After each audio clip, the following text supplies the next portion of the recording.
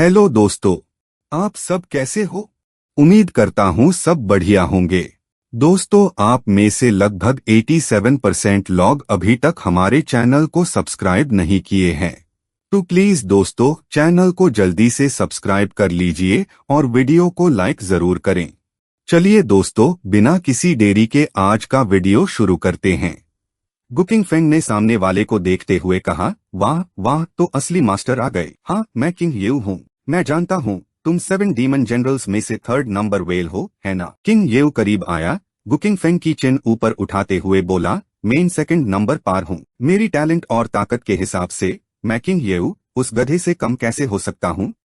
Blood demon Lord के नीचे मैं ही 2nd नंबर पार आता हूँ। गुकिंग फेंग ने उसका हाथ झटक दिया और मन में सोचा, लगता है 7 डीमन जनरल्स में इंटरनल कॉन्फ्लिक्ट्स है। उसने पूछा, तो 3rd वन हो या 2nd वन, यहाँ क्या करने आए हो? किंग येऊ ने बुद्धा वुड किंग स्वॉर्ड जमीन में गाद दी और बोला, गुकिंग फेंग, तुम्हारी उम्र कम है पर तुम ग्रैंड मास्टर लेवल की ताकत रखते हो। बस अगर तुम मुझे सर्व करते हो और ब्लड डीमन लॉर्ड को दोबारा जिंदा करने में मेरी मदद करते हो तो तुम्हारी जान बाक जाएगी। गुकिंग फेंग ने थोड़ा सोचा और फिर आगे पूछा, तो तुमने एचसी थुई विलेज के लोगों को मारा और डीमन स्लेयर एनवॉय को यहाँ इसलिए बुलाया ताकि ब्लड डीमन को रिवाइव कर सको? सही है, तुम तो काफी स्मार्ट हो। मैं तो तुम्हें ब्लड गॉड सीड के लिए ब्लड सैक्रिफाइस करने वाला था, पर तुम्हारी ताकत देखते हुए मैं तुम्हें ब्लड डीमन सेक्ट में एक्सेप्ट कर सकता हूँ। क्या तुम मुझे सर्व करोगे? रुक जाओ, तुमने तो मुझे कॉपी किया है ना, तो मुझे सर्व करने की क्या जरूरत है? किंग येऊ थोड़ा झिझका और फिर बोला, तुम्हें पता नहीं होगा, copy body mirror image space से बाहर नहीं निकल सकता। अगर तुम मर जाओगे तो कॉपी बॉडी भी मर जाएगा। बस अगर तुम मुझे सर्व करते हो तो मैं तुम्हें बिल्कुल भी चीट नहीं करूंगा। तो हमें ज्वाइन कर लो।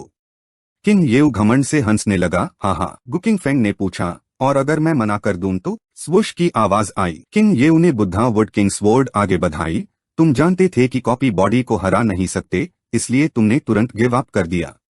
इसे पता चलता है कि तुम डेस्टिनी को एक्सेप्ट करना जानते हो। अब तुम्हारी डेस्टिनी मियर हाथ में है। क्या तुम आईसी एक्सेप्ट करते हो? गुकिंग फेंग ने बुद्धा वुड किंग स्वॉर्ड को झटक दिया और मुस्कुराते हुए बोला, मैं एक्सेप्ट करूं तेरे सर को? मैंने अभी कुछ पूछा भी नहीं और तुमने सारा प्लान युगल दिया।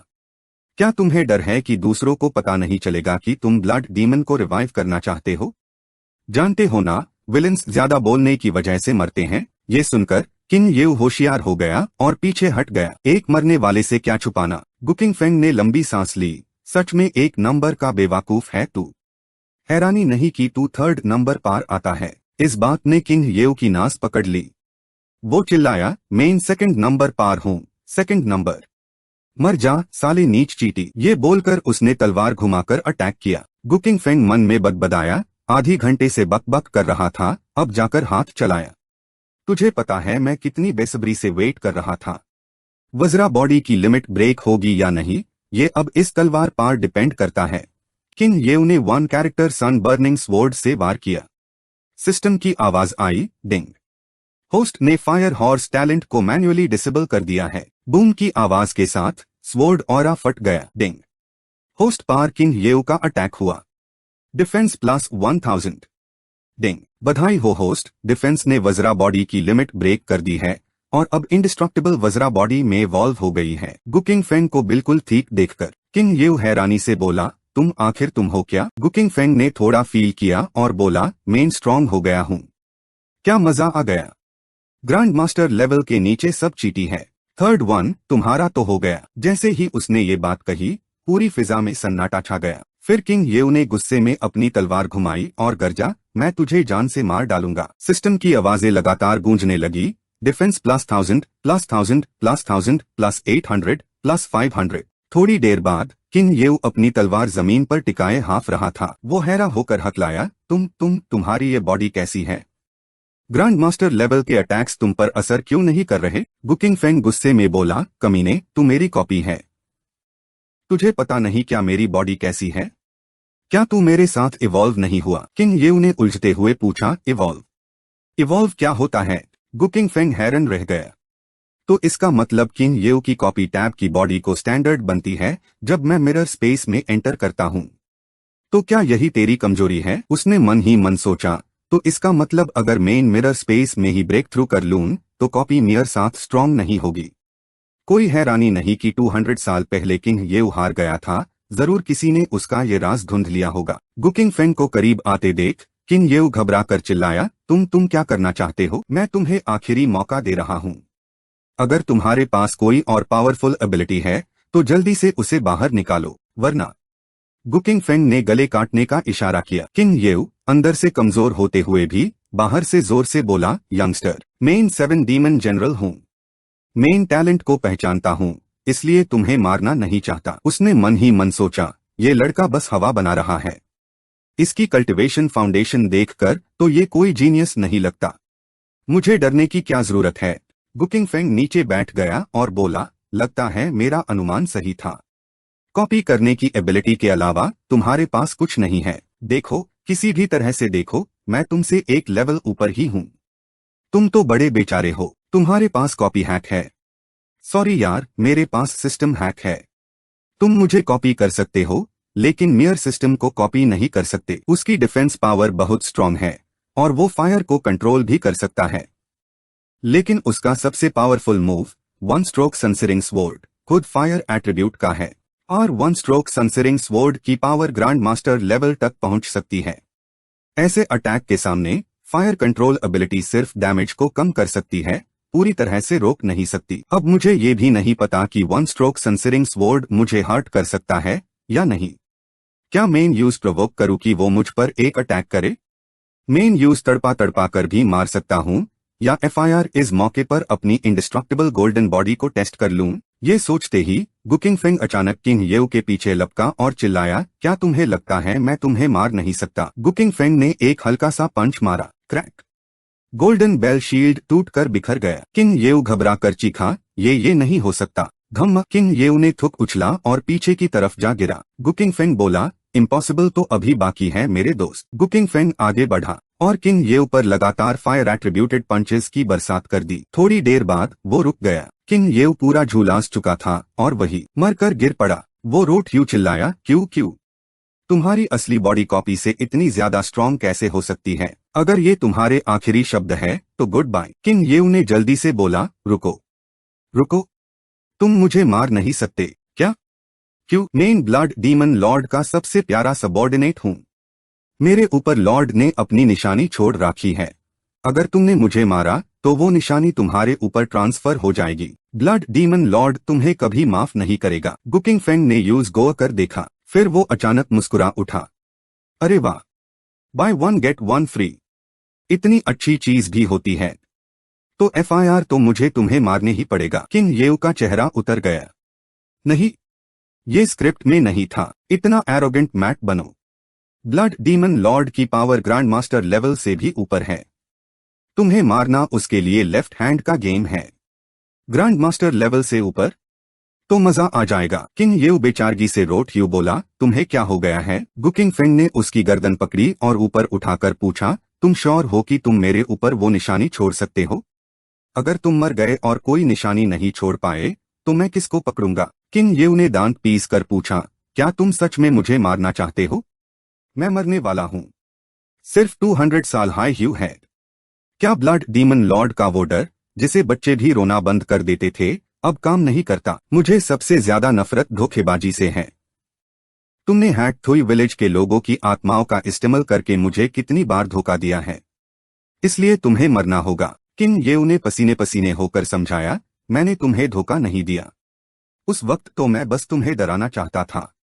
किसे पता था तुम इतने गुस्से वाले हो? और सबसे इम्पोर्टेंट बात, तुमने मियर 2 कॉइन्स चुरा लिए। 2 कॉइन्स, पता है तुम्हें? 2 कॉइन्स से 2 बाउल्स फॉर ऑर्डर हो सकते हैं। जिंग याओ हैरत से चिल्लाया, मेरे साथी की करामत का मुझसे कोई वास्ता नहीं। और जैसे ही गुकिंग फेंग का गुस्सा भरा मुक्का उसकी तरफ उठने लगा, जिंग याओ फिर चीखा, रुको ज़रा, मेरी आखिरी बात अभी बाकी है। गुकिंग फेंग ने गहरी आवाज में कहा, बोल। जिंग याओ ने दांतों को घिसते हुए एक चाल की भरी हंसी दी, ही। विलन्स ज्यादा बोलने से मरते हैं, पर आज ज्यादा बोलने वाला विलन मैं नहीं, तुम हो। इतना बोलते ही जिंग याओ काली हवा में बादल कर गुकिंग फेंग के जिस्म में समा गया। हा, गुकिंग फेंग, अब ये शहर मेरा है, मिरर स्लेव बन जा। गुकिंग फेंग ने कमर पे हाथ रखकर पलटवार किया, मैं तो हीरो हूँ, हीरो अपनी जुबान से जीतता है, ज्यादा बोलने से तो सिर्फ विलन्स मरते हैं। सिस्टम की आवाज गूंजी, डिंग। होस्ट पार जिंग याओ का हमला हुआ है। मिरर क्लोन अब बन रहा है। जिंग याओ की चीख गूंजी, आहा, ये क्या हो रहा है? ये कैसी ताकत है? मेरा जिस्म पिघल रहा है। हा, ये तो बहुत दर्दनाक है। इसी पाल गुकिंग फेंग ने अपना एक क्लोन बनाया जो जिंग याओ के अंदर समा गया। जिंग याओ ने हैरा होकर कहा, ये मिरर क्लोन है। तुमने ये मिरर क्लोन कैसे हासिल कर लिया? लॉर्ड ब्लड गॉड, मुझे बचाओ, मुझे बचाओ। उसका बोलना खत्म भी नहीं हुआ था कि उसके माथे से खून की एक बूंद निकल आई। नालायक, मैं तो दोबारा जिंदा होने वाला था और तेरी वजह से मेरी एनर्जी बर्बाद हो रही है। ये सब खत्म होने के बाद तेरी जान लेकर मैं खुद को वापस लाऊंगा। ब्लड डीमन गॉड ने गुकिंग फेंग को देखा और संतुष्टि से मुस्कुराया, बुरा नहीं, इस लड़के का जिस्म मेरे लिए एक वेसल बनने के काबिल है। गुकिंग फेंग बदबदाया, ब्लड डीमन, खून की बूंद ये मेयर शहर के अंदर क्या छोड़ रहा है? उफ, कितनी गंदी बदबू है। ब्लड डीमन गॉड के अंदर से चिपचिपा खून हर तरफ फैलने लगा। गुकिंग फेंग को तो बहुत घिन आ रही थी। पुराने जंगल में फैटी वैंग और क्षू फैन एक आईने के सामने बैठे थे। फैटी वैंग ने पूछा, बुकवर्म क्षू, अब क्या करना है? किताब में कुछ लिखा है क्या? क्षू फैन चीखा, मिल गया। फैटी वैंग ने जल्दी से पूछा, बोलो, किताब में क्या लिखा है? किताब में लिखा है, अगर एक शरीफ इंसान को लंबी उम्र चाहिए तो उसे खुद पर भरोसा करना होगा। इसका क्या मतलब? अपनी ताकत पर भरोसा। किताब में लिखा है कि अगर आईने में लाल रोशनी दिखे तो मतलब अंदर गए ज्यादातर लोग जिंग याओ के हाथों मारे हैं। फैटी वैंग ने फिर पूछा, तो फिर क्या? क्षू फैन ने उस आईने के टुकड़े की तरफ इशारा किया जो धीरे धीरे लाल हो रहा था और कहा, भागो। क्षू फैन और फैटी वैंग तेजी से भागे और चीखते हुए बोले, हा, बचाओ। जिंग याओ के मायावी स्पेस के अंदर सिस्टम की आवाज गूंजी, डिंग। होस्ट पार ब्लड गॉड्स सीड का हमला हुआ है। ब्लड लाइन कॉन्सेंट्रेशन +10 जिंग याओ की दर्दनाक आवाज फिर गूंजी, आहा, ये कैसा हो रहा है? ये कैसी ताकत है? मेरा जिस्म पिघल रहा है। डिंग। मुबारक हो होस्ट, आपको डिवाइन एबिलिटी मिरर क्लोन मिल गई है। मिरर क्लोन बिल्कुल आप जैसा एक प्रतिरूप बनाता है। इस क्लोन की ताकत और हथियार भी असली जैसे ही होंगे। इसका समय होस्ट के कल्टीवेशन लेवल पर निर्भर करता है। फिलहाल ये एक इंसेंस स्टिक जलने जितना समय रहेगा। गुकिंग फेंग ने जोश से मुट्ठी काज ली, अरे वाह, ये तो जिंग याओ की हाई स्किल है ना। पर इस पे मिरर स्पेस की कोई पाबंदी नहीं है।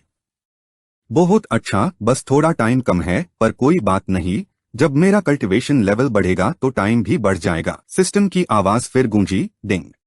मुबारक हो होस्ट, आपकी ब्लड लाइन कॉन्सेंट्रेशन लिमिट तक पहुंच गई है। Bloodline awakening. गुकिंग फेंग हैरत से बोला, आज मैं इतना लकी कैसे हूं? और ये ब्लड लाइन अवेकनिंग क्या बाला है? भोप की आवाज के साथ ब्लड डीमन गॉड ने गुकिंग फेंग पार खून से हमला कर दिया। व्हाट द हेल, ये क्या हो रहा है? सिस्टम ने समझाया, ब्लड लाइन अवेकनिंग के लिए ये जरूरी रास्ता है होस्ट। ब्लड डीमन गॉड लगातार हमले कर रहा था। गुकिंग फेंग को तो बहुत घिन आ रही थी। डिंग। होस्ट पार ब्लड डीमन की बची हुई आत्मा का हमला हुआ है। सोल एनर्जी +100 गुकिंग फेंग ने दांत पीस कर चीखा, ये क्या रशियन डॉल का खेल चल रहा है मेरे साथ? अभी भी एक और क्यों बाकी है? ब्लड डीमन गॉड की आवाज गुकिंग फेंग के पेट से आई, लड़के, तेरा जिस्म सच में अजीब है। ट्यून तो मेरी ओरिजिनल ब्लड एसेंस को भी तबाह कर दिया। अब मैं तेरी आत्मा को निकलकर उससे अपने बदले की आग बुझाऊंगा, वरना मेरा बदला पूरा नहीं होगा।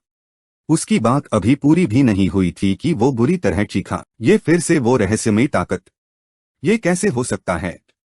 मेरी सोल एनर्जी भी नहीं। मैं 200 साल से यही प्लान बना रहा था। अब जब मैं जिंदा होने वाला हूँ, मैं यहाँ नहीं मर सकता। गुकिंग फेंग ने जमाई लेते हुए कहा, मेरे जिस्म के अंदर छुपे शैतान, तुम्हारी बाकी बातें मैं खुद पूरी कर देता हूँ। लो, और कुछ रह गया है क्या? डिंग। मुबारक हो होस्ट, सोल एनर्जी ने कई बार अपनी हद तोड़ी है। आपको ये नए टैलेंट स्माइल है, तेज सुनाई और साफ दिखाई, याद रखने की अजीब पावर, प्योर माइंड, समझने की शक्ति और स्पिरिचुअल सेंस। गुकिंग फेंग ने गर्व से मुस्कुराया, मां कसम, ये बुद्धा तो रातों रात करोड़पति बन गया। गुकिंग फेंग पलथी मारकर बैठ गया और ब्लड डीमन गॉड की यादें अपने अंदर समेटने लगा। 200 साल पहले की बात है। जो लोग खुद को राइटियस अलायंस कहते थे, उन्होंने 10 ग्रैंड मास्टर लेवल एक्सपर्ट्स को जिन याओ का पीछा करने और उसे खत्म करने के लिए चुना। ब्लड डीमन के फिर से जिंदा होने का रास्ता रोकने के लिए मिरर क्लोन ने असली जिस्म में प्रवेश किया और उस पर काबू पा लिया। असली जिस्म को मिरर स्लेव बना दिया। सिर्फ ग्रैंड मास्टर लेवल से ऊपर के योद्धा हाई इस चल को रोक सकते थे। उस महायुद्ध के बाद जिंग याओ भी बस सांसें गिन रहा था। गुकिंग फेंग ने आंखें खोली और कहा, ब्लड डीमन की यादों के मुताबिक उस साल ब्लड डीमन की असली ताकत को चोट लगी थी और जिंदा होने के लिए उसे खून से अपनी असलियत वापस पानी थी। जब ब्लड गॉड्स सीड काफी खून चूस कर जिंदा हो जाएगा और इकट्ठा होंगे, तब ब्लड डीमन इंसानी दुनिया में वापस आ जाएगा। पिछले 200 सालों से ब्लड डीमन कल्ट ने ब्लड डीमन को जिंदा करने के लिए ना जाने कितने जुल्म किए हैं। अब खून की एक बूंद मुझ में समा गई है, पर इसे ब्लड डीमन के जिंदा होने पर कोई असर नहीं पड़ेगा। बस उसकी ताकत पहले से कमजोर होगी। हालांकि इन यादों ने मुझे जिंग याओ और ब्लड डीमन की सारी कहानी समझा दी है, लेकिन गुकिंग फेंग ने मिरर फ्लोर पर जोर से पैर पटकते हुए चीखा, इस बूढ़े को इन फालतू बातों में कोई इंटरेस्ट नहीं है। बिना वजह इस बूढ़े को इस घटिया जगह पर क्यों बंद कर रखा है? ब्लड गॉड्स सीड का हमला तुम्हारी ब्लड लाइन कॉन्सेंट्रेशन को बढ़ता है, फिर तुम्हारी ब्लड लाइन को जगाने के लिए उससे ट्रिगर करता है। सिस्टम ने कहा, ये ब्लड लाइन्स पीढ़ी दर पीढ़ी आती है और इनकी शक्तियां साफ नहीं होती। गुकिंग फेंग ने अपना हाथ हिलाया और कहा, पर मुझे तो कुछ भी महसूस नहीं हो रहा है। सिस्टम ने समझाया, वो इसलिए क्योंकि इस ब्लड लाइन की ताकत मेरी तरफ से नहीं आती है और ना ही मैं इसे कंट्रोल करता हूँ। मेन होस्ट की मदद नहीं कर सकता। होस्ट को ये खुद ही जगना होगा। होस्ट के पूर्वजों की कौन सी ब्लड लाइन थी, ये तो जागने के बाद ही पता चलेगा। गुकिंग फेंग ने पूछा, तो बाकी स्किल्स का क्या हुआ? सिस्टम ने कहा, ब्लड लाइन अवेकनिंग यहाँ करना ठीक नहीं है। डीमन सप्रेशन डिपार्टमेंट में जाकर बात करेंगे। तेज सुनाई और साफ दिखाई, आपके सेंसेस बढ़ जाएंगे। सुनने और देखने की ताकत और तेज हो जाएगी। याद रखने की अजीब पावर, जैसा नाम है वैसा ही काम। जो किताब पढ़ी वो कभी भूली नहीं जाएगी। प्योर माइंड इल्यूशंस के खिलाफ रेजिस्टेंस बढ़ता है, पोजेशन के खिलाफ भी ताकत देता है। आप अपने स्पिरिचुअल प्लेटफॉर्म का इस्तेमाल करके शुद्धता बना सकते हैं। होश नहीं खोएंगे, समझने की ताकत बढ़ेगी और कल्टिवेशन डेविएशन का खतरा भी कम होगा। समझने की शक्ति शहर के अंदर के एंगॉन, मेरिडियंस और डेंशन को देख सकता है। ये एक सपोर्ट स्किल है, पर कल्टिवेशन में बहुत फेडमेंट है। Heaven and earth origin energy को एब्जॉर्ब करते वक्त और उससे मेरिडियंस में घूमते वक्त आप मेरिडियंस को साफ देख सकते हैं, जिसे होस्ट के गलत रास्ते पर जाने का खतरा कम हो जाता है। स्पिरिचुअल परसेप्शन ये 5 सेंसेस से पैर है। इसे खतरा पहले ही पता चल जाता है। दूसरों की बुरी नीयत महसूस होती है और ये भी पता चल जाता है कि कोई छुप कर देख रहा है। गुकिंग फेंग ने फिर पूछा, लगता है ब्लड डीमन की कोई और शक्ति भी है, वो क्या चीज है? वो है rebirth blood drop. Blood demon की 36 टेक्निक्स में से एक। ब्लड डीमन के दोबारा जिंदा होने की एक खास एबिलिटी। चाहे शहर टुकड़े टुकड़े हो जाए, पर जब तक ये खून की बूंद बाकी है, वो फिर से जिंदा हो सकता है। एक divine life saving skill. Host, याद रखो, ये मैजिक पावरफुल जरूर है, पर इसकी कुछ लिमिट्स है। पहली, खून असली एसेंस ब्लड होना चाहिए। दूसरी, एसेंस को नुकसान नहीं होना चाहिए। और तीसरी, दोबारा जिंदा होने के बाद शहर बहुत कमजोर होगा, जिसे धीरे धीरे रिकवर करना पड़ेगा। गुकिंग फेंग खुश हो गया। अगर वो अपनी असली एसेंस ब्लड बचा पाया तो दोबारा जिंदा हो सकता है। मतलब एक एक्स्ट्रा लाइफ मिल गई। क्या कमाल की स्किल है। इस बार तो जैकपॉट लग गया। अब से जब भी मेन डीमंस से निपटूंगा तो पूरे डैम से, बिना किसी डर के। हाँ, आसमान में अजीब सी दरारें पड़ने लगी। गुकिंग फेंग अभी अपनी तारीफों के पुल बांध ही रहा था कि एक शीशे का टुकड़ा नीचे गिरा। ये क्या झमेला है? साले मिरर डीमन, मार गया तू। क्या आसमान फट रहा है? और स्पेस फट कर एक हड्डियों का जंगल सामने आ गया। गुकिंग फेंग ने इधर उधर देखा और बदबदाया, क्या वैंग फैटी और शू फैन मिरर के अंदर खींचे चले गए? वो चिल्लाया, वैंग फैटी, शू फैन। और जैसे ही उसकी बात खत्म हुई, वैंग फैटी और शू फैन को मिरर स्पेस से बाहर धकेल दिया गया। शू फैन ने बदबदाया, ये तो हड्डियों का जंगल है। वैंग फैटी, तुक शू फैन, शू भाई, वो इंसान है क्या? कहीं फिर से मिरर डीमन तो नहीं? गुकिंग फेंग पास खड़े होकर बोला, मैंने मिरर डीमन को मार दिया है। वो मार चुका है, तभी तो तुम दोनों वहां से निकल पाए हो। दोनों ने गु किंगफेंग को हैरा होकर देखा। शू फैन बोला, ये तो मास्टर गु का लॉन्ग हेयर्ड वर्जन है। वैंग फैटी ने पूछा, सर आप असली हो ना? मिरर डीमन तो 7 डीमन जनरल्स में से एक है। एक ग्रैंड मास्टर भी उससे मारने का दावा नहीं करता। जरा सी देर में हमें काटने माराने को कह दिया, लगता है ये असली मास्टर गु ही है। वैंग फैटी ने गु किंगफेंग की तरफ देखा और जोर जोर से सर हाईलाइट यू बोला, सही कहा, सही कहा। डीमन सप्रेशन ब्यूरो में भी सिर्फ मास्टर गु ही है जो इतनी शांति से कह सकते हैं कि उन्होंने मिरर डीमन को मार दिया है। मतलब मिरर डीमन मार चुका है, वरना यिन रियल्म कोलैप्स नहीं होता और हमें मिरर डायमेंशन से बाहर नहीं फेंका जाता। सर, क्या आप वही लेजेंडरी छुपा रुस्तम है? आपने तो अपनी क्यूआई कंडेंसेशन रियल्म की 4th लेवल की कल्टीवेशन बस छुपाने के लिए रखी है। असलियत में आप एक ग्रैंड मास्टर हैं, है ना? गु किंगफेंग अन दोनों की बातें सुनकर अपनी हंसी रोक नहीं पाया। हा हा हा हा। अचानक आसपास का स्पेस और फटने लगा। तीनों एक साथ चौंकते हुए ऊपर देखा। लगता है यिन रियल्म अभी भी कोलैप्स हो रहा है। जल्दी भागो। अगर हम इसके पूरी तरह तबाह होने से पहले नहीं निकले तो स्पेस की शक्ति हमें कुचल देगी। वैंग फैटी ने घबराकर पूछा, लेकिन भागे कहाँ मास्टर गु? गांव के दरवाजे की तरफ। वो ही यिन रियल्म का एग्जिट होना चाहिए। अब जब यिन रियल्म कोलैप्स हो रहा है तो एग्जिट जरूर खुल गया होगा। आगे एक रास्ता दिखाई दिया जिसमें से स्पिरिट सोल्स बाहर निकल रहे थे। शू फैन चिल्लाया, छोड़ो इन्हें, जल्दी भागो। मिरर डीमन मार चुका है, ये स्पिरिट सोल्स अब कंट्रोल में नहीं है। गु किंगफेंग पैल था, अपनी तलवार निकाली और बोला, जब तुम दोनों इस टीम में आए थे तब मैंने कहा था कि खतरे में मैं पीछे से कवर करूंगा। तुम्हें भगने का मौका डीन के लिए तुम दोनों आगे जाओ। मैं इन स्पिरिट सोल्स को तुम्हारे लिए रोकता हूँ। वैंग फैटी चिल्लाया, मास्टर गु, मैट। गु किंगफेंग ने दृढ़ता दिखाते हुए कहा, मुझे समझाने की कोशिश मत करो, मेरा फैसला पक्का है। तुम दोनों आगे बढ़ो, ये एक कैप्टन के रूप में मेरी जिम्मेदारी है। गु किंगफेंग ने गर्व से आंखें घुमाई। वाह, क्या एक्टर लेवल परफॉर्मेंस थी। वो दोनों तो अब इमोशनल हो गए होंगे। यिन रियल्म के कोलैप्स से स्पेस टूटा जा रहा था। अगर मैं नहीं गया तो स्पेस मुझे कुचल देगा। ये स्पेस की पावर है, इसे मेन स्पेस की शक्ति का अनुभव भी कर पाऊंगा और उन दोनों को इमोशनल भी कर दूंगा। एक टीयर से 2 शिकार। गु किंगफेंग अभी अपनी इंटेलिजेंस की तारीफ में लगा हुआ था कि तभी उसने वैंग फैटी को बोलते हुए सुना, नहीं मास्टर गु। वैंग फैटी ने कहा, मेरा मतलब है ये स्पिरिट सोल्स तो बस आम लोग हैं, डीमन बनने के बाद भी इतने स्ट्रांग नहीं है। हमारी स्पीड से तो ये हमें पकड़ ही नहीं पाएंगे। इन्हें रोकने की कोई जरूरत नहीं है। गु किंगफेंग की शक्ल ये सुनकर उतर गई। उसने तलवार वैंग फैटी की तरफ करते हुए चिल्लाया, तू बड़ा बदबड़ी है। अगर मुझे अच्छा लगता है तो क्या? तुम दोनों यहां से दफा हो जाओ। मियर परफॉर्मेंस को खराब मत करो। शू फैन ने इशारा समझा और जल्दी से वैंग फैटी का मुंह बैंड करते हुए चिल्लाया, मास्टर गु, हम अभी जाते हैं। जैसे ही उसने ये कहा, आसमान में फैलती हुई दरार सीधी गु किंगफेंग के सीने में घुस गई। सिस्टम की आवाज गूंजी, डिंग। होस्ट पार मिरर डीमन का हमला हुआ है। स्पेस एट्रीब्यूट +10 +10 +10 डिंग। होस्ट पार मिरर डीमन का हमला हुआ है। स्पेस एट्रीब्यूट +100 +100 +100 डिंग।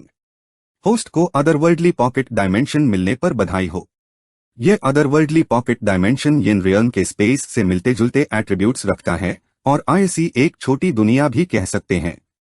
इसके फंक्शंस में चीजें स्टोर करना, लिविंग बीइंग्स को रखना, खेती करना शामिल है। इसके नियम स्टेबल है, बिल्कुल रियल वर्ल्ड की तरह। डिंग। होस्ट पार मिरर डीमन का हमला हुआ है। Space attribute +50 +50 +50। उसी वक्त बाहर की दुनिया में वैंग फैटी और शू फैन हाफ रहे थे और पीछे से कुछ टूटने की आवाज आई। वैंग फैटी ने घबराकर कहा, मास्टर गु, क्या वो? वैंग फैटी गु किंगफेंग को बचाने के लिए वापस मुड़ने ही वाला था कि शू फैन चिल्लाया, मास्टर गु के लिए और परेशानी मैट खादी करो। वैंग फैटी ने गुस्से से पूछा, ये क्या कर रहा है तू? मास्टर गु अभी तक बाहर नहीं आए, तुझे चिंता नहीं हो रही क्या? शू फैन ने जवाब दिया, मास्टर गु जो भी करते हैं उसके पीछे उनका कोई गहरा मकसद होता है। हमें बस उनके ऑर्डर्स फॉलो करने चाहिए। गहरा मकसद? कैसा गहरा मकसद? अंडरवर्ल्ड का रियल्म धीरे धीरे बैंड होने लगा। शू फैन ने पलटकर कहा, मुझे लगता है लॉर्ड गुआन अंडरवर्ल्ड स्पिरिट्स से बदला लेने चले गए हैं। आखिर उन्होंने लॉर्ड गु को धोखा दिया था। हाँ, ये सही बात है। आखिर लॉर्ड गु कितने छोटे दिल के हैं। बस एक बात पर धोखा खाया, क्या इतना काफी है? क्या बदला लेने के लिए अपनी जान दांव पर लगा देंगे? उस अनोमलस स्पेस के अंदर एक जमीन का टुकड़ा बनने लगा और गु किंगफेंग अभी अभी वहां उतरा था। वो स्पेस धीरे धीरे बदलने लगा और बड़ा हो गया और एक बेड एरिया में फैल गया। उसके पास ही एक स्ट्रक्चर दिखाई दिया जो एचएसी थुई विलेज था। सिस्टम ने कहा, बधाई हो होस्ट, आपके अनोमलस स्पेस का एरिया अब पूरे एचएसी थुई विलेज को कवर कर चुका है। गु किंगफेंग ने क्यूरियोसिटी से चारों तरफ देखा। सिस्टम ने आगे कहा, यहाँ होस्ट हाई मलिक है। होस्ट डीमन स्लेव्स को पाल सकता है ताकि वो यहाँ सरवाइव कर सके। सर्वाइवल के रूल्स रियलिटी जैसे ही होंगे। वो हर वक्त होस्ट के ऑर्डर्स मानेंगे। गु किंगफेंग की आंखें चमक उठी। वो टॉर्चर टूल्स के बारे में सोचने लगा और फिर एक थ्रोन पार खड़ा हो गया। हाथ में अनसेडक्टिव डीमंस के लिए जंजीरों का ध्येय था। बस सोचकर ही उसका मन मचल उठा था। सिस्टम से रहा नहीं गया और उसने याद दिलाया, होस्ट, आपके सबॉर्डिनेट्स अभी भी बाहर इंतजार कर रहे हैं। क्या अब आप निकलना चाहते हैं? गु किंगफेंग के सामने एक स्पेस पोर्टल दिखाई दिया। वो पोर्टल की तरफ बढ़ा और मन ही मन सोचा, जब मैं वापस आऊंगा तो इस स्पेस को कैसे अरेंज करना है, ये सोचना पड़ेगा। गु किंगफेंग चुपचाप वैंग बियाओ और क्षू फैन के पीछे आ गया। वैंग बियाओ ने कहा, तो लॉर्ड गु सच में इतने छोटे दिल के हैं? जब से अनटीन छोटुओं ने कुछ सिक्कों के लिए उन्हें धोखा दिया, तब से सब कुछ गड़बड़ हो गया। देखो तो सही, वो इतना गुस्सा थे कि वापस आने को तैयार ही नहीं थे। लोगों की कब्रें खोदी और उनकी लाशों को भी बर्बाद कर दिया। ये सुनकर गु किंगफेंग गुस्से से दांत पीसने लगा। क्षू फैन ने पास आकार वैंग बियाओ के कंधे पर थपकी दी और याद दिलाया, अपने सुपीरियर्स को धोखा न देना हमारा फर्ज है। और सुन, मुझे नहीं लगता कि लॉर्ड गु छोटे दिल के हैं, बल्कि वो बुराई से दुश्मनी रखते हैं और अपना काम ईमानदारी से करते हैं। क्या तू इतना पढ़ लिख कर बेवकूफ हो गया है? लॉर्ड गु का छोटा दिल होना कोई आज की बात नहीं। क्या तू सोच रहा था कि पिछले कुछ दिनों में जो हुआ वो तुझे पता नहीं था? ओह, मुझे अचानक क्यूरियोसिटी हो रही है कि लॉर्ड गु की गोल्डन बेल आर्मोर अंडरवर्ल्ड में कितनी देर तक टिक पाएगी। उसके इतना बोलते ही गु किंगफेंग ने अपनी वुड किंग स्वॉर्ड उसके कंधे पर रख दी। वैंग बियाओ कांप गया और हकलते हुए बोला, ओह लॉर्ड गु, आप तो सुरक्षित बाहर आ गए। ये गरीब सर्वेंट आपके लिए हमेशा दुआ कर रहा था। जल्दी चलो, आज मैं बहुत अच्छे मूड में हूँ। तुम दोनों को ज़ेनमो डिवीजन ले चलता हूँ इनाम लेने। क्या तुम्हें कोई तकलीफ है? वो तो मियर मूड पर डिपेंड करता है। वैंग बियाओ ने अपना सर खुजलाया, हल्के से हंस दिया और कहा, जी लॉर्ड गु। अगली सुबह ज़ेनमो डिवीजन में गु किंगफेंग और उसके दो साथी अपना काम रिपोर्ट करने गए। ही फेंगुआ ने गु किंगफेंग का टोकन पकड़ा और हैरत से पूछा, गु किंगफेंग, क्या तुमने सच में 7 डीमन जनरल्स को मार दिया? हाँ, ये सही है। डीमन स्लेइंग टोकन में मौत की शक्ति को झूठा नहीं बनाया जा सकता। अगर लॉर्ड को यकीन नहीं तो वो डीमन स्लेइंग टोकन चेक कर सकते हैं। ही फेंगुआ ने जवाब दिया, अगर मुझे पता चला कि तुमने धोखा दिया है गु किंगफेंग, तो तुम्हारा अंजाम अच्छा नहीं होगा। ये कहकर उसने अपनी डिवाइन सेंस टोकन में भेज दी। गु किंगफेंग के डीमन स्लेइंग टोकन के अंदर एक डीमन के मरने के बाद demon slaying token use light के रूप में रिकॉर्ड करता है। डीमन की पावर जितनी ज्यादा होती है उतनी ही ज्यादा इंफॉर्मेशन की जरूरत होती है और वो उतनी हाई रफ होती है। ये डीमंस हाई लेवल नहीं थे, लेकिन इनकी तादाद बहुत ज्यादा थी। ही फेंगुआ ने उस रोशनी को देखा जिसने उसकी परछाई को रियल रूप दे दिया था। उसने घबराकर अपना सर घुमाकर वापस देखा और उसकी आंखों के सामने चमकती हुई रोशनी के झुंड दिखाई दिए। कुछ देर बाद उसकी डिवाइन सेंस उसके शरीर में वापस आ गई। सच में ये तो बहुत बड़ा अचीवमेंट है। डीमन स्लेइंग टोकन पहले मेरे पास रखो। तुम तीनों जाकर आराम करो। मेन सुपीरियर्स को रिपोर्ट करूंगा ताकि तुम्हें रिवॉर्ड्स मिल सके। गु किंगफेंग ने हाथ जोड़कर कहा, धन्यवाद लॉर्ड। गु किंगफेंग के मन में थोड़ा शक पैदा हुआ, क्या ये इतना अच्छा हो सकता है? मुझे क्यों लगता है कि ये बंदा कोई चाल चल रहा है? वैंग बियाओ ने कहा, प्रमोशन की उम्मीद है। क्षू फैन ने सर हिलाया और बोला, इस बार तो लॉर्ड गु की वजह से ही हुआ है। मैं उनका शुक्रिया कैसे अदा करूं? तीनों के जाने के बाद ही फेंगुआ उठा और उस जगह गया जहां दीवार पर बहुत सारे टोकन्स लटके ही उधर। हाँ, इसे कहाँ रखूं? तुम क्या हंस रहे हो? तभी अचानक एक आवाज गूंजी जिसने हे फेंगुआ को चौंका दिया। उसने पलटकर पूछा, कौन है? गु किंगफेंग ने दरवाजे से झंकते हुए कहा, हाँ दायरेन। हाँ फोंग हुआ ने कमर पे हाथ रखे शांत दिखते हुए पूछा, गु किंगफेंग, तुम मेरी बातें छुप छुप कर क्यों सुन रहे हो? अपनी ये आदत सुधारो। और हाँ, मैं तो तुम्हारे लिए खुश हो रहा था, इतना बड़ा काम किया है तुमने, इसका फायदा मुझे भी तो मिलेगा। ओह, तो ऐसी बात है। मुझे लगा था आप मेरा क्रेडिट चुराने वाले हैं। हाँ फोंग होआ को अंदर ही अंदर पसीना छूट गया। तुम अपने सीनियर के बारे में इतना बुरा सोचने की हिम्मत कैसे कर सकते हो? मैं तो ईमानदारी और सच्चाई से काम करता हूँ। ऐसा नीचा काम मैं कभी नहीं करूंगा। और हाँ, डीमन एक्सटर्मिनेशन टोकन तुम्हारा है, डीमन एक्सटर्मिनेशन ब्यूरो में रजिस्टर्ड है। ओह, तो अब मुझे चेन आ गया है। हाँ फोंग होआ दरवाजे तक गया और पूछा, और कोई काम है क्या? गुकिंग फेंग ने जवाब दिया, बस इतना ही था। तो अब जाओ, तुमने बहुत मेहनत की है, घर जाके आराम करो। जी हाँ, मैं जाता हूँ। गुकिंग फेंग जल्दी से चला गया। हाँ फोंग होआ ने इधर उधर देखा और दरवाजा बंद कर दिया। हाँ, उस बेचारे बेवकूफ ने सच मान लिया। डीमन एक्सटर्मिनेशन टोकन भले ही तुम्हारा हो, पर उसके अंदर की शक्ति को एक फॉर्मेशन से निकाला जा सकता है। बस एक बढ़िया फॉर्मेशन मास्टर ढूंढना है और उसके अंदर की सारी शक्ति नियर डीमन एक्सटर्मिनेशन टोकन में ट्रांसफर हो जाएगी। तब तक हाँ, सारा क्रेडिट मेरा। जब मेरा क्रेडिट कंफर्म हो जाएगा, तुम तो बस एक छोटे से ऑफिशियल हो।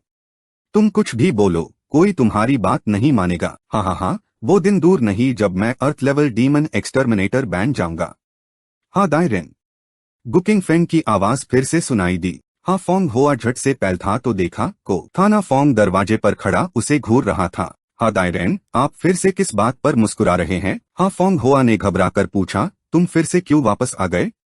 गुकिंग फेंग ने कहा, मैं एक चीज भूल गया था, इसलिए वापस आया। हाँ फोंग होआ ने मन ही मन सोचा, कहीं उसने मेरी बातें सुन तो नहीं ली।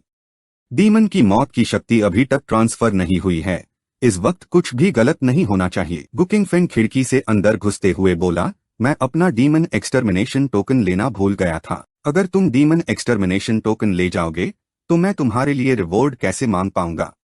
7 डीमन जनरल्स से जुड़ी बात के लिए दायरेन से मिलना पड़ेगा, वो अर्थ लेवल डीमन एक्सटर्मिनेटर है। तुम्हारी रैंक उनसे मिलने लायक नहीं है। कोई बात नहीं, तब आप ही मुझे उनसे मिलने ले जाना। गुकिंग फेंग ने डीमन एक्सटर्मिनेशन टोकन लेने के लिए हाथ बढ़ाया, तो हाँ फोंग होआ ने उसे पकड़ लिया। ये क्या बदतमीजी है? तुम जाओ यहाँ से। अब मुझे सप्रेशन डीमन ब्यूरो जाकर रिपोर्ट करना है। अगर देर हो गई, तो क्या तुम जिम्मेदारी लोगे? हाँ दायरेन, क्या आप सच में मेरा डीमन एक्सटर्मिनेशन टोकन वापस नहीं देंगे? मैंने आपकी सारी बातें सुन ली है, और ये भी सुना कि हाँ दायरेन जल्दी हाई अर्थ लेवल डीमन एक्सटर्मिनेटर बनने वाले हैं। बधाई हो, बधाई हो। हाँ फोंग होआ का मुंह खुला रह गया। ये बात छुपी नहीं रह सकती, सुन भी लिया तो क्या? तुम तो बस एक छोटे से डीमन एक्सटर्मिनेटर हो। तुम कुछ भी कहो, कोई सुनेगा भी नहीं। गुकिंग फेंग ने हाथ बांध कर कहा, सही। हाँ फोंग होआ ने संतुष्ट होकर कहा, समझदार इंसान हाई हीरो होता है। उसने मुझे बेनकाब किया, क्या वो कुछ चाहता नहीं होगा? ठीक उसी वक्त गुकिंग फेंग ने एक लाउडस्पीकर निकाला और जोर से चिल्लाया, सुनो सब। हाँ फोंग होआ घपला करना चाहता है। हाँ फोंग होआ ने घबराकर गुकिंग फेंग के मुंह में कागज थूंस दिया। उसने वो कागज थूक दिया और फिर से चिल्लाने लगा। हाँ फोंग होआ ने झट से डीमन एक्सटर्मिनेशन टोकन यूज वापस कर दिया। चिल्लाओ मैट, प्लीज मैट चिल्लाओ। ले लो, सब ले लो। हाँ फोंग होआ डर गया था, डीमन की मौत की शक्ति अभी तक ट्रांसफर नहीं हुई थी। अगर अभी सब पता चल गया, तो ये पक्का सबूत होगा। तब तो मेन अर्थ लेवल डीमन एक्सटर्मिनेटर नहीं बन पाऊंगा, बल्कि अपनी करंट पोजीशन भी खो दूंगा। किसी को बुलाना मैट। गुकिंग फेंग ने उसके कंधे पर थपकी दी और कहा, पहले ही दे देते तो ठीक रहता ना। बस नौटंकी करनी है तुम्हें। चुप रहने का चार्ज, साउटेल। हाँ फोंग होआ ने सोचा कि साउटेल चांदी होंगे और झट से अपनी जेब से निकालकर उसे दे दिए। गुकिंग फेंग ने आगे कहा, ये एक साउटेल सोना है। हाँ फोंग होआ चीख पड़ा, एक साउटेल सोना? तुम सीधा लूट क्यों नहीं लेते? तो मैं तुम्हें लूट हाय तो रहा हूँ। हाँ दायरेन, फ्यूचर और पैसे में से क्या ज्यादा जरूरी है? मुझे यकीन है हाँ दायरेन को ये अच्छे से पता है। हाँ फोंग होआ ने अपने मन में बदबदाया, मौका मिल गया। उसने अपनी आस्तीन से चाकू निकालकर उस पर हमला किया, पर चाकू आधे रास्ते में ही रुक गया। गुकिंग फेंग ने ऊपर लिखे शब्दों की तरफ इशारा किया, मेरे पास वज्रा इंडेस्ट्रक्टिबल बॉडी है। उसके बाद उसने हाँ फोंग होआ की कलाई पकड़कर पूछा, हाँ दायरेन, अब क्या सोचा है? हाँ फोंग होआ हकलते हुए बोला, दे दूंगा, मैं तुम्हें सब दे दूंगा, जितना तुम चाहते हो। तो फिर एक साउटेल सोना उगलो। तुम सीधा लूट क्यों नहीं लेते? तो तुम्हें क्या लगता है मैं क्या कर रहा हूँ?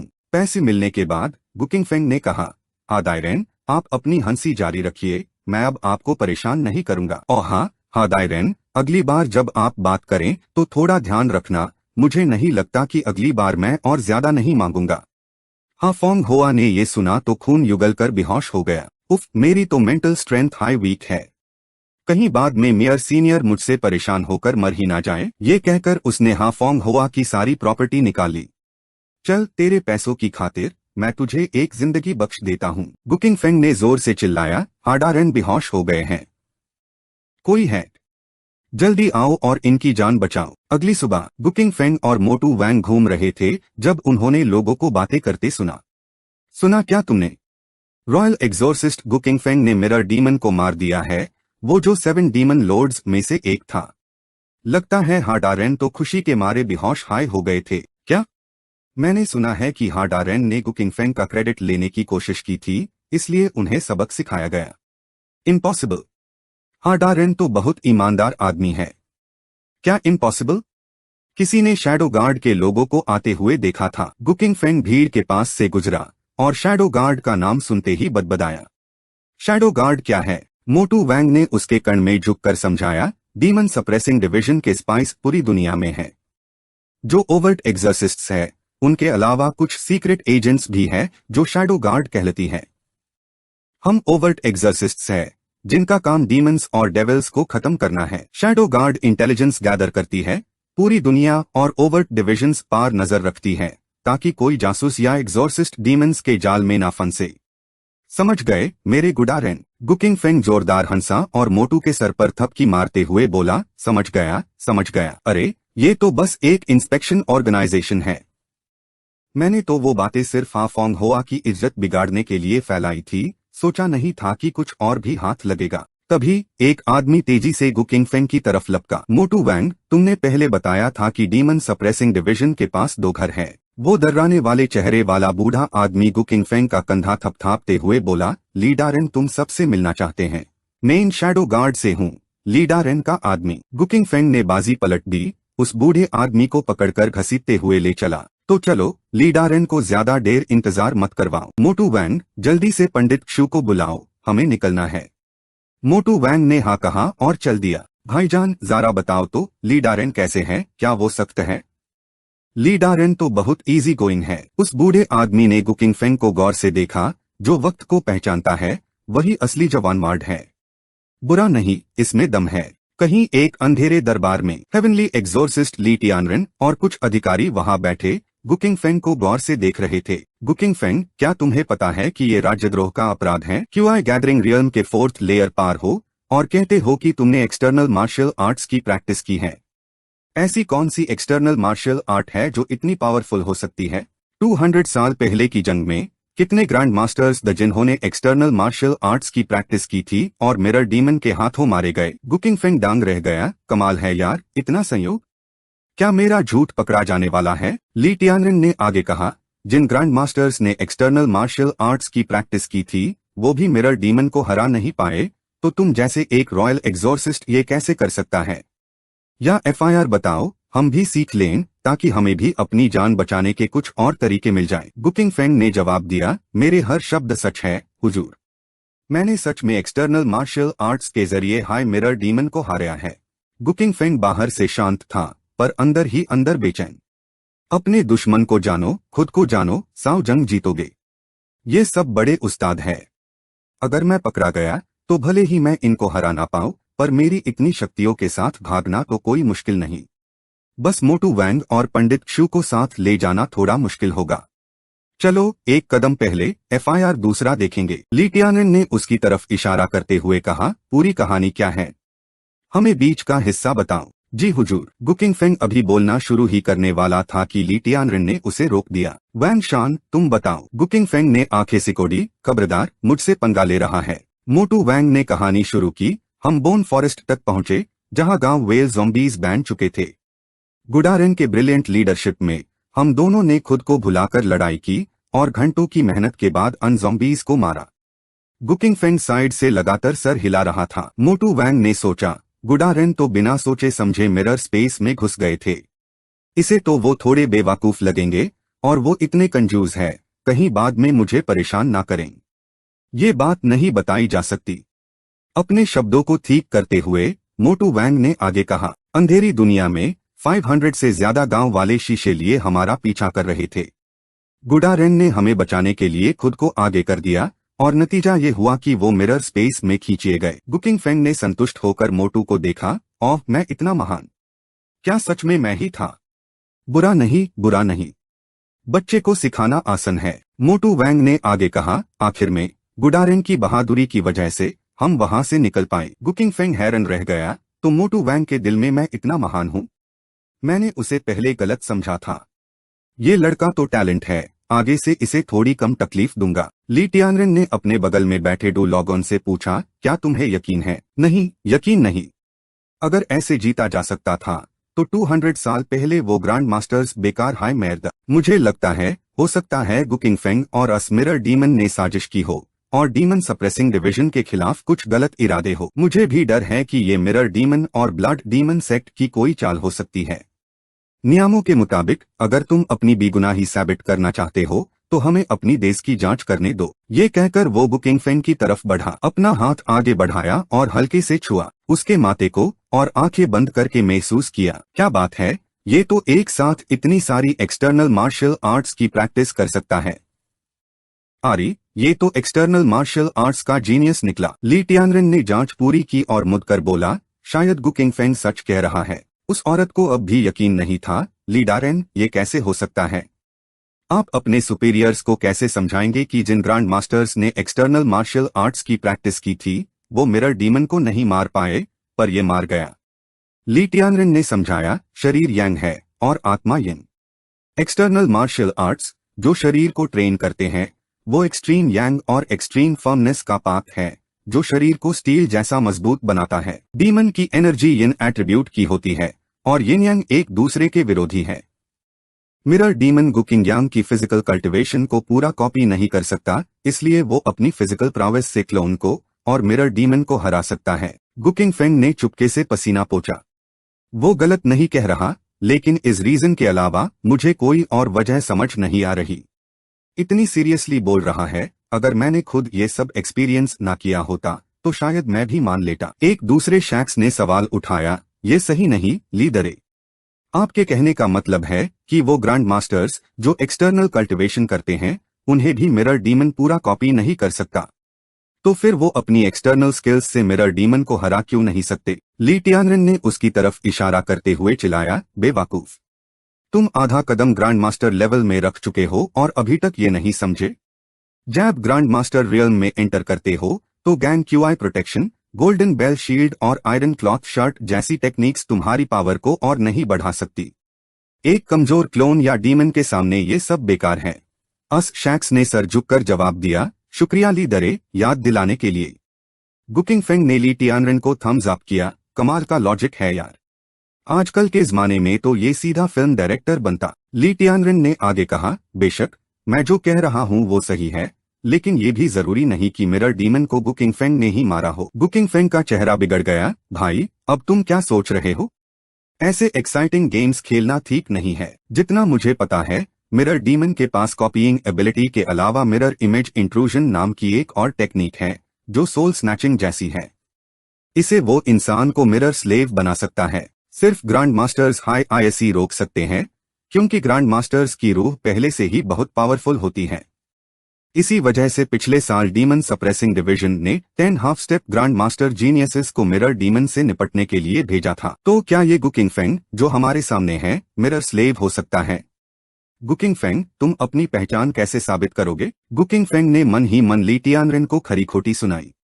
एक्सप्लेनेशन? मेरी ड्यूटी का एक्सप्लेनेशन? तुम जो चाहे इमेजिन कर सकते हो तो मेरे लिए ही एक्सप्लेन कर दो ना। मेन सिस्टम रिवील नहीं कर सकता। इन ग्रैंड मास्टर एक्सपर्ट्स के सामने मैं पक्का नहीं बात पाऊंगा, या फिर इन सबको मार दूं। ये एक किंग लेवल डीमन एग्जोर्सिस्ट के सोचने का तरीका था जब वो 3 हेवन लेवल डीमन एग्जोर्सिस्ट्स के सामने था। इतने सारे एक्सपर्ट्स को मारना भी एक बड़ा हेडेक होगा। चलो देखते हैं एक्सप्लेनेशन कैसे देते हैं। अगर काम नहीं बना तो नहीं, रुको। Soul power. गुकिंग फेंग के दिमाग में एक आइडिया चमका। वो मुस्कुरा कर बोला, ये बेस्ट एक्सप्लेनेशन नहीं है क्या लीडरे? मुझे मिरर इमेज इंट्रूजन के बारे में नहीं पता, लेकिन मिरर डीमन के मरने से पहले उसने मुझ पर सच में एक अजीब अटैक किया था। वो क्लोन में घुसा और फिर एक रोशनी बनकर मिरर शहर में समा गया। मिरर डीमन मेरी रूह को मारकर मेरा शहर छीनना चाहता था। मैं मजबूर हो गया पलटवार करने पर और अपनी सोल पावर का इस्तेमाल किया। अनजाने में ही मिरर डीमन को मार दिया। पीछे खादी लड़की कुछ कहने ही वाली थी कि ली टियानरेन ने हाथ उठाकर उसे रोक दिया। सच कह रहा है या झूठ, अभी पता चल जाएगा जब मैं टेस्ट करूंगा। ली टियानरेन ने अपनी स्पिरिचुअल पावर यूज की। उसने गुकिंग फेंग की तरफ एक सोल अटैक छोड़ दिया। शू फैन और वैंग बाओ ने परेशानी से देखा। जैसे ही वो अटैक लगा, गुकिंग फेंग के आईआरडी गर्ड एक धमाका हुआ। कमजोर शू फैन और वैंग बाओ तुरंत पीछे उछल गए और दूसरे दो ऑफिशियल्स घुटनों के बाल जमीन पर गिरकर खुद को संभालने लगे। ली टियानरेन ने जब गुकिंग फेंग को अब भी मजबूती से खड़ा देखा तो उसका मुंह खुला का खुला रह गया। उसने अपनी स्पिरिचुअल पावर से कहा, तुम्हारी सोल पावर मुझसे कम नहीं है। तुम्हारा ऑरा भी स्टेबल और राइटियस है, कोई डिमोनिक एनर्जी नहीं है। लगता है तुम झूठ नहीं बोल रहे। उस आदमी ने कहा, अगर गुकिंग फेंग झूठ नहीं बोल रहा तो इस महान काम की रिपोर्ट अब दरबार में की जा सकती है। हम वुटोंग काउंटी के डीमन सप्रेसिंग डिवीजन वाले दूसरे कोलीग्स के सामने फिर से अपना सर ऊंचा कर सकते हैं। इतने मिरर डीमन के चक्कर में हमें एक ऐसा जीनियस मिल गया है जिसकी सोल पावर एक्स्ट्राऑर्डिनरी है। ये कोई छोटा मोटा फायदा नहीं है। गुकिंग फेंग बेचारा हैरान रह गया। तुम लोग भी ना कितनी जल्दी रंग बदलते हो। ली टियानरेन ने उत्साह से कहा, अगर अब कोई गलतफहमी नहीं है तो चलो अब इनके कामों का इनाम देते हैं। 1 रैंक प्रमोशन, 1000 टेल सोना और 1 million merit points. Main demon suppressing division की तरफ से तुम्हें अभी इनाम दे रहा हूं। दरबार को रिपोर्ट करने के बाद वो अलग से इनाम देंगे। वो 2 ऑफिशियल्स तारीफ करते नहीं थक रहे थे। इतनी छोटी उम्र में इतनी एबिलिटी, इसका फ्यूचर तो रोशन है। ऐसा इनाम काश हमें भी मिलता। पैसे का नाम सुनकर गुकिंग फेंग खुशी से झूम उठा। पैसा, पैसा आ गया। हाँ, उस लड़की ने ली टियानरेन के कान में फुसफुसाया, बाकी सब ठीक है, लेकिन 1 मिलियन मेरिट पॉइंट्स, क्या ये बहुत ज्यादा नहीं हो गया? अभी गुकिंग फेंग सिर्फ क्यूआई गैदरिंग रियल्म के 4th हेवन में है, इतने मेरिट पॉइंट्स का वो क्या करेगा? ली टियानरेन ने जवाब दिया, अगर तुम 7 डीमन जनरल्स को मार सकती हो तो तुम्हें गुकिंग फेंग से भी ज्यादा इनाम मिलेगा। मेरिट पॉइंट्स ग्रेट यान डायनेस्टी के डीमन सप्रेसिंग डिवीजन के अंदर की करेंसी है जो सभी ब्रांचेज में चलती है। ये आमतौर पर डीमन एक्सटर्मिनेटिंग मिशंस पूरी करने के बाद मिलते हैं। मेरिट पॉइंट्स मिलने के बाद डीमन सप्रेसिंग डिवीजन के कंट्रीब्यूशन हॉल में उन्हें रिसोर्सेज के बदले एक्सचेंज किया जा सकता है। मेरिट पॉइंट्स को डीमन सप्रेसिंग डिवीजन के HQ में रिसोर्सेज के लिए एक्सचेंज किया जा सकता है। ऐसी चीजें जो बाहर बेची नहीं जाती, पैसे से भी नहीं खरीदी जा सकती। एक जायंशन रियल्म डीमन को मारने पर 1 लाख मेरिट पॉइंट्स मिलते हैं, तो 1 मिलियन मेरिट पॉइंट्स का मतलब हुआ 10 जायंशन रियल्म डीमंस को मारना। इसकी कीमत तो सोचने की भी जरूरत नहीं है। अच्छा, अब तुम जाओ बाहर, मुझे गुकिंग फेंग से कुछ इंपॉर्टेंट बात करनी है। उन दोनों ने ऑर्डर माना और बेहोश शू फैन और वैंग बाओ को खींचकर वहां से ले गए। गुकिंग फेंग, तुम्हें पता है कि तुम पूरी ग्रेट यान डायनेस्टी में फेमस होने वाले हो? गुकिंग फेंग ने गर्व से जवाब दिया, क्यूआई गैदरिंग रियल्म के 4th हेवन में 7 डीमन जनरल्स को मारना, ये तो सच में धमाका है। नाम के साथ हमेशा परेशानी आती है, खासकर जब तुम अभी सिर्फ क्यूआई गैदरिंग रियल्म के 4th हेवन में हो। लोग तुम्हारी तारीफ करेंगे, तुमसे जलेंगे, लेकिन तुम्हें असली इज्जत नहीं देंगे। गुकिंग फेंग ने हंसकर कहा, वो कैसा जीनियस जो लोगों को जलाए नहीं? वो असली जीनियस ही नहीं है। ली टियानरेन ने सर हिलाया, तुम्हारे पास फिजिकल कल्टिवेशन और सोल के लिए बेहतरीन टैलेंट है, लेकिन तुम्हारा क्यूआई कल्टिवेशन टैलेंट बहुत कमजोर है। इसका मतलब है कि तुम एक्सट्रीम लेवल तक प्रैक्टिस करोगे तब भी गैंग क्यूआई रियल्म के गैंग क्यूआई प्रोटेक्शन से नहीं लड़ पाओगे और ग्रैंड मास्टर नहीं बन पाओगे। गुकिंग फेंग ने जवाब दिया, तो क्या मेरी एप्टीट्यूड इतनी बुरी है? उसने मन ही मन सोचा, ओरिजिनल ओनर की एप्टीट्यूड इतनी खराब निकली, मैंने सोचा भी नहीं था। अगर सिस्टम नहीं होता तो TCH क्या हाल होता? ली टियानरेन ने पलटकर कहा, एल्केमी पाथ या टैलिस्मान पाथ? तो लीडरे, आपके हिसाब से मुझे कौन सा रास्ता चुनना चाहिए? एल्केमी पाथ, उसने जवाब दिया। हालांकि एल्केमी पाथ सबसे पॉपुलर है, लेकिन मैं तुम्हें ये चुनने के लिए इसलिए कह रहा हूँ क्योंकि मैं तुम्हें एक मिशन देना चाहता हूँ। अगर तुम ये पूरा कर लेते हो तो ग्रैंड मास्टर ना बनने पर भी तुम्हें ग्रैंड मास्टर से ज्यादा स्टेटस और दौलत मिलेगी। कृपया थोड़ा साफ साफ बताइए दरे, गुकिंग फेंग ने कहा। तुम्हें जेड ड्रैगन सीक्रेट रियल्म जाना होगा और हिज मैजेस्टी के लिए इमॉर्टैलिटी इलिक्सर लाना होगा। गुकिंग फेंग चौंक कर बोला, हिज मैजेस्टी। ली टियानरेन ने सर हिलाया, हाँ बिल्कुल, इस साल हिज मैजेस्टी की मौत का समय नजदीक आ रहा है। पिछले 10 सालों में हिज मैजेस्टी ने 3 बार शाही फरमान जारी किए हैं। जो कोई भी इमॉर्टैलिटी इलिक्सर लाएगा, यूज मार्किस बनाया जाएगा और जनरल के पैड पार नियुक्त किया जाएगा। और अब तो यूज सीधे सीधे किंग ऑफ इक्वल स्टैंडिंग का खिताब मिल गया है। किंग ऑफ इक्वल स्टैंडिंग, क्या इसका मतलब ये नहीं कि वो एम्परर के बराबर बैठ सकता है?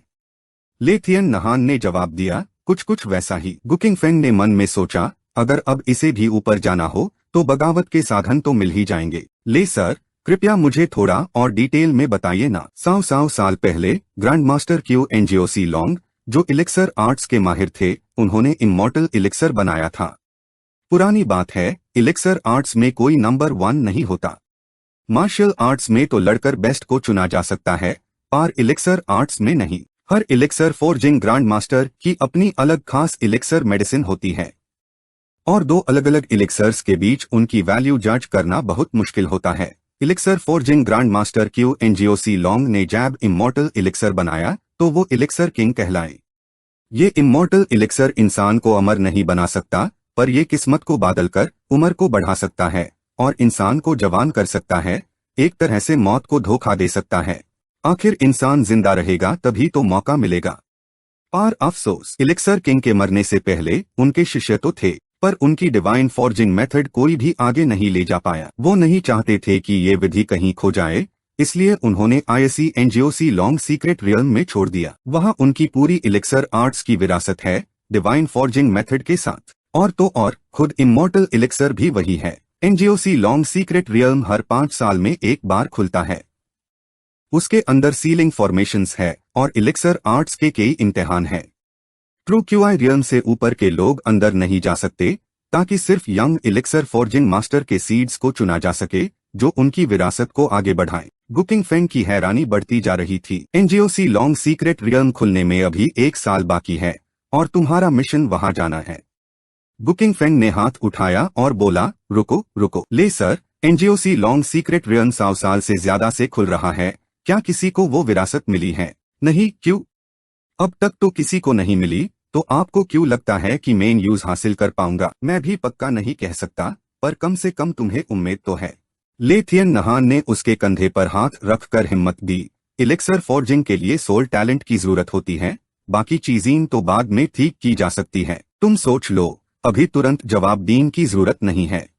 गुकिंग फेंग ने मन में हिसाब लगाया।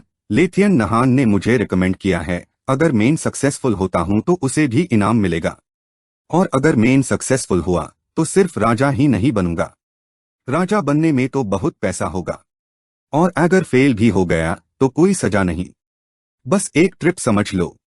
वैसे भी मेरे पास सिस्टम है, आज नहीं तो कल मैं कुछ बड़ा तो करूंगा ही। लेथियन नहान अभी जाने हाई वेल द, ताकि गुकिंग फेंग को सोचने का वक्त मिले। तभी गुकिंग फेंग बोला, मैं ये मिशन एक्सेप्ट करता हूँ। लेथियन नहान ने मुड़कर कहा, अच्छा, अगर ऐसा है तो कुछ दिन में मैं तुम्हारे लिए इलिक्सर फॉर्जिंग का ज्ञान और तुम्हारे फायर एट्रीब्यूट बॉडी को मजबूत करने का इंतजाम करूंगा। गुकिंग फेंग ने इतराते हुए कहा, ले सर, आपको फायर एट्रीब्यूट को मजबूत करने वेल इलिक्सर्स की जरूरत नहीं पड़ेगी। गुकिंग फेंग ने अपनी वुड किंग स्वॉर्ड निकाली और आगे बोला, क्योंकि मेरी फायर कंट्रोल एबिलिटी तो टॉप नॉच है। लेथियन नहान ने बुदबुदिया, body cultivation talent, soul talent, fire control talent. मैंने नोटिस किया है कि कल्टिवेशन के अलावा तुम बाकी सब में माहिर हो। गुकिंग फेंग ने शर्माते हुए चेहरा छुपाया। ले सर, प्लीज मुझे और फ्लैटर मत कीजिए, इसे मेरे मन में आपकी वो कूल एंड अलूफ इमेज टूट जाएगी। अच्छा ठीक है, और कुछ नहीं, तुम जा सकते हो। गुकिंग फेंग ने फिर कहा, ले सर, अगर मेन एनजीओसी लॉन्ग सीक्रेट रियल्म में जाता हूँ तो मुझे आपसे एक डीमन चाहिए। वो डीमन सप्रेशन प्रिजन में मौजूद सोफोरा डीमन ट्री है। लेथियन नहान ने अपनी भौंहें चढ़ाई और पूछा, सोफोरा डीमन ट्री का क्या करोगे? ऑफ कोर्स, उसका कुछ काम है, जब सही वक्त आएगा टैब मेन आपको बताऊंगा। लेथियन नहान की हाँ मिलने पर गुकिंग फेंग ने हाथ हिलाकर कहा, तो ठीक है सर, शुक्रिया, आपका नौकर अब चलता है। कुछ देर बाद लेथियन नहान बैठ गया और एक किताब खोलकर पढ़ने लगा। अचानक एक काली परछाई एक खंबे के पीछे से निकली और बोली, उसने मुझे ढूंढ लिया है। लेथियन नहान ने सर हिलाया, उसकी सोल बहुत पावरफुल है, तुम्हें ढूंढना कोई बड़ी बात नहीं। उसने मुझे अपनी सोल पावर से नहीं ढूंढा था। जब मैं अंधेरे में चुपके से उसे देख रहा था, उसके चेहरे पर हल्की सी बेचैनी दिखी। उसने मेरी तरफ देखा तो नहीं, पर मैं जानता था कि उसने मुझे ढूंढ लिया है। लेथियन नहान ने किताब बंद करते हुए कहा, लगता है उसके पास कई राज है। शायद उसकी बॉडी में सोल बादल गई है। उसकी सोल पावर को टैलेंट कहने के बजाय मुझे लगता है कि उसे किसी पावरफुल एक्सपर्ट ने बॉडी स्नैच कर लिया है। कोई डिमोनिक ऑरा नहीं है तो यूज बॉडी स्नैच करने वाला पक्का कोई ह्यूमन ग्रैंड मास्टर होगा। लेथियन नहान ने जवाब दिया, अगर यूज किसी ग्रैंड मास्टर ने बॉडी स्नैच किया है तो सक्सेस के चांसेस और भी बढ़ जाते हैं। मुझे यकीन नहीं हुआ कि उसके पास इतना पावरफुल फायर कंट्रोल टैलेंट है। इसे तो सक्सेस की उम्मीद और भी ज्यादा हो गई है। बाकी सब इम्पोर्टेंट नहीं है, मुझे बस इमॉर्टल एलिक्सर चाहिए। उस रहस्यमय शख्स ने पूछा, क्या ये सब सही है? ऐसा करने से तुम पूरी दुनिया के खिलाफ हो जाओगे।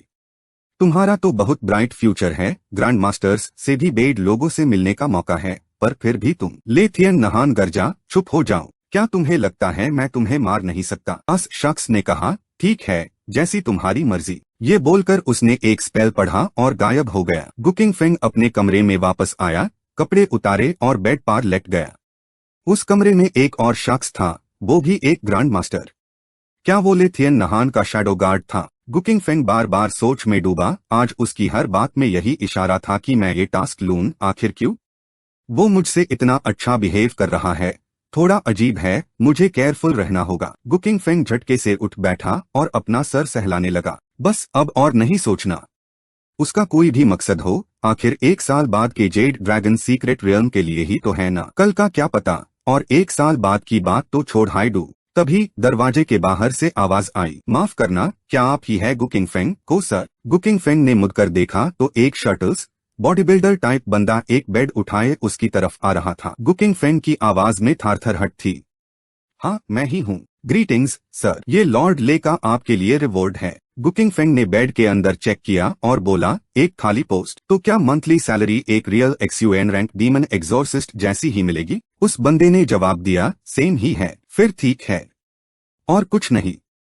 अब तुम जा सकते हो। मैं चलता हूँ, उसने कहा और हवा की तरह दरवाजे से गायब हो गया। गुकिंग फेंग ने बुदबुदिया, एक खाली पोस्ट, तो सर हाँ की तो किस्मत खराब हो गई। हाँ फोंग होआ को बिना वजह ही किसी ने बद्दुआ दे दी। गुकिंग फेंग कुछ देर सोचता रहा, फिर खुशी से हाथ पैर हिलाने लगा। इस गोल्ड की खातिर मैं हाँ फोंग होआ को और कुछ दिन जीने देता हूँ।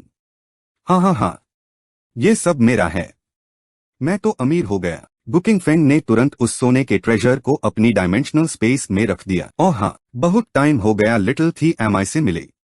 देखता हूँ उसकी प्रैक्टिस कैसी चल रही है। डीमन सप्रेसिंग प्रिजन में कदमों की आवाज गूंज उठी। जैसे हाई सेल का दरवाजा खुला, लिटिल थी एमआई दौड़ती हुई आई और उसे जोर से गले लगा लिया। मास्टर, आप वापस आ गए। कहाँ थे आप इन कुछ दिनों में? मैं तो आपको बहुत मिस कर रही थी। गुकिंग फेंग ने थी एमआई के सर पर हाथ फेरा और कहा, मेरी गुड गर्ल, मास्टर ने भी तुम्हें मिस किया। जब मैं यहाँ नहीं था, क्या तुमने अच्छे से प्रैक्टिस की? लिटिल थी एमआई शर्माते हुए बोली, मैंने हर दिन प्रैक्टिस की है, इतनी कि मेरे लेग्स दर्द करने लगे हैं। फिर लिटिल थी एमआई एक मॉडर्न स्कूल गर्ल यूनिफॉर्म में बादल गई और अपनी कमर मटकाते हुए डांस करने लगी। बैकग्राउंड में रोमांटिक म्यूजिक बज रहा था। उसके बाद लगातार टिकटॉक के ट्रेंडिंग गानों पर लिटिल थी एमआई ने एक भी स्टेप मिस किए बिना परफॉर्म किया। मास्टर, कैसा लगा? गुकिंग फेंग ने संतुष्टि से सर हिलाया, बुरा नहीं है, घर जैसा फील आ रहा है। कमाल। नहान गुई ने पर्दा गिराया और अगले परफॉर्मेंस की तैयारी करने लगा। कुछ देर बाद गुकिंग फेंग ने जम्माई ली और खड़ा हो गया। अब मैं काम करते हैं। हो येऊ के सेल का दरवाजा खुला। हो येऊ ने हैरानी से गुकिंग फेंग को देखा, ये यहाँ क्यों आया है? वो खड़ा हुआ और मुस्कुराकर बोला, मास्टर, आप आ गए। एमओसी फुंग्सवोर्ड मिलने पर बधाई हो। गुकिंग फेंग बोला, खुशियां मनाओ। मैं भी आज तुम्हें कॉन्ग्रेचुलेट करने आया हूँ। हो येऊ हैरा रह गया, मुझे कॉन्ग्रेचुलेट किस बात पर? गुकिंग फेंग ने जवाब दिया, बधाई हो, तुम अब इस जगह से जाने वाले हो। मैं तुम्हें एक अच्छी जगह ले जाऊंगा। हो येऊ ने सोचा, मास्टर, क्या आप मुझे डीमन सप्रेसिंग प्रिजन से रिहा कर रहे हैं? क्या ये लड़का मुझे इसलिए छोड़ रहा है क्योंकि मैंने यूज एमओसी फुंग्सवोर्ड दिलाने में हेल्प की? अगर ऐसा है तो उसने चुपके से अपनी स्पिरिचुअल एनर्जी को उसे करके अपनी पीठ के पीछे एक चाकू बना लिया। तो मास्टर, आप मुझे कहाँ ले जाना चाहते हैं? शुवैप। एमओसी फुंग्सवोर्ड सीधा उसकी छाती में घुस गई। मैं तुम्हें उस मुश्किल वेस्टर्न हेवन भेज रहा हूँ। हो येऊ के मुंह से खून निकलने लगा और वो बुदबुदिया, तू क्यों मुझे क्यों मारा? मैंने तुम्हारे लिए कितना कुछ किया, कहानियां सुनाई, मसाज तक किया, तुम ऐसा नहीं कर सकते। गुथाना फोंग ने जवाब दिया, क्योंकि तुम में कोई निष्ठा नहीं थी। वुड ओरिजिन स्वॉर्ड मैंने खुद हासिल की, उसका तुमसे कोई लेना देना नहीं। तुम्हारी कहानियां भी बोर करती थी और तुम्हारा मसाज तो एक्सायो थी एमआई जैसा बिल्कुल नहीं था। लोकस्ट डीमन की spiritual energy would origin sword में समा रही थी। वो पलक झपकते ही एक सूखे पेड़ में बादल कर जमीन पर गिर गया। सिस्टम की आवाज आई। Wood origin sword low grade profound rank से मिड ग्रेड प्रोफाउंड रैंक में अपग्रेड हो गई। गुथाना फोंग मुस्कुराया और बोला, और हाँ, क्या तुम्हें लगा कि मैं तुम्हारा हाथ पीछे छुपते हुए नहीं देख रहा था? अब तुम मेरी जिंदगी में हमेशा के लिए रहोगे, एक अलग रूप में। ये भी एक एहसान ही समझना। ये पेड़ की छाल ताबीज बनाने वाली जगह भेज दो, इसे काफी पावरफुल टैलिस्मान्स बनेंगे, बिल्कुल भी वेस्ट नहीं करना चाहिए। गुथाना फोंग ने अपनी स्पेशल स्टोरेज खोली और लोकस्ट डीमन के शेर को उसमें रख दिया। धम्म से दरवाजा बंद हुआ और गुथाना फोंग वहां से चला गया। तो दोस्तों, आज के लिए इतना ही। फिर मिलेंगे नए एपिसोड में। तब तक सब लोग ठीक रहना। Bye bye.